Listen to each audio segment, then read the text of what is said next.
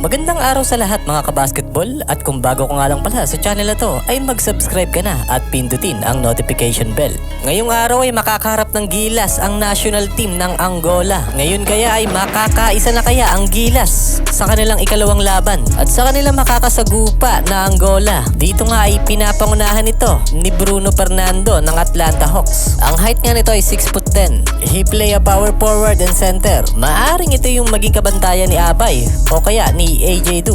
At syempre ay ni Kai Sotto na rin, pero nakadepende pa rin kay Coach Chot Reyes kung mahabang minuto ba ang ibibigay niya rito kay Kai Sotto. Dahil nung nakaraan nga ay nababa dito sa bangko, naglaro lang siya rito ng 1 minute and 13 seconds. Nakapag-commit nga siya rito ng 1 block and nakapagbigay din siya ng 2 foul.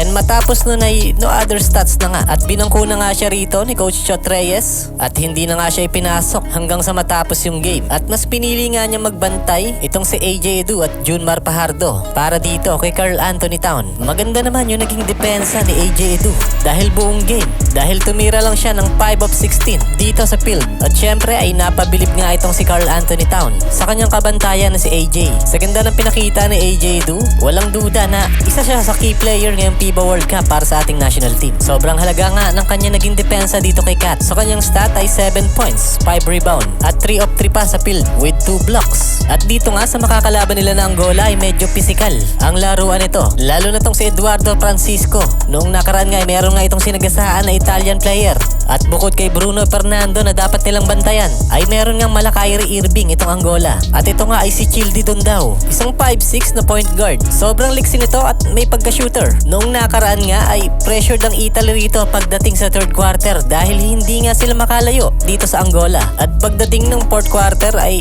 doon na nga na-control ng Italy ang kanilang kalamangan sa Angola. At kahit pa solid ang nilalaro nitong ni Childi Dondao ay hindi na nga rin mapigilan ang opensa ng Italy. At dito ay in-redeem na nga ang mga shooter ng Italy at tuluyan na nga natambakan dito ang kupunan ng Angola at nagtapos nga sa final score na 67-81. At sa laban natin kontra Angola, dito ay mas malaki yung chances nating manalo at kung ikukumpara natin sa Italy. Pero syempre ay bilog pa rin ang bola. Ang nagiging problema lang dito sa Gilas ay yun nga ay nagkukulang nga tayo sa shooter dahil ang pinaka main man offense nga natin dito ay si Jordan Clarkson at kapag wala nga siya sa loob ay parang hirap nga tayong pumukol ng puntos. Example na lang nung nakaraan, nung siya ay na-foul trouble. Sa mga huling minuto nga na yon ay hindi na nga tayo nakapagbigay ng puntos. At galing na lang sa mga foul trouble ang ating mga naiambag doon. At kung nagkataon na hindi pa nga na-foul trouble itong si JC, ay baka nabago pa ang resulta ng laban. At baka sakaling nanalo pa ang Gilas kontra rito sa Dominican Republic. Sobrang nakakapanghinayang talaga yon. Pero ganun pa man, talo ay talo. Kaya dito sa Angola ay sana manalo ang Gilas dito.